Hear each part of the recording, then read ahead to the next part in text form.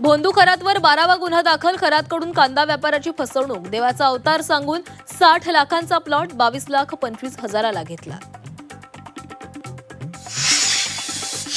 राजकीय नेते मंडळी भोंदू खरातच्या संपर्कात. खरातच्या कथित सीडीआरवरून अंजली दमानियांचा आरोप. चाकणकर केसरकरांसह शिंदेंचंही संभाषण. एकनाथ शिंदेंवर आरोप करणाऱ्या दमानियांना अटक करा. शिवसेना नेते प्रकाश महाजन यांची मागणी. दमानियांकडून सीडीआरची कॉपी जाहीर.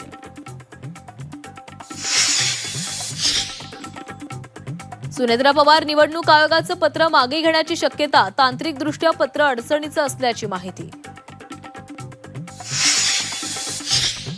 सुनेत्रा पवारांचा उद्धव ठाकरेंना फोन. पोटनिवडणुकीमध्ये पाठिंबा देण्याची विनंती. पोटनिवडणूक बिनविरोध करण्याचे प्रयत्न. मनसेच्या जिल्हा संपर्क अध्यक्षांची घोषणा. अमित ठाकरे, अविनाश अभ्यंकर, अमेय खोपकरांना पुण्याची जबाबदारी. बा नांदगावकरांना संभाजीनगर आणि देशपांडेंकडे रायगडची सूत्र.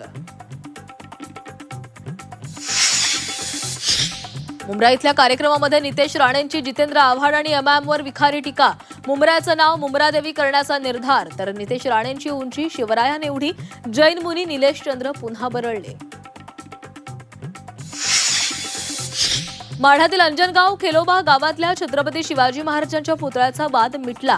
पालकमंत्री जयकुमार गोरेंच्या मध्यस्थीला यश. आज पुतळ्याचं नव्या जागी स्थलांतर.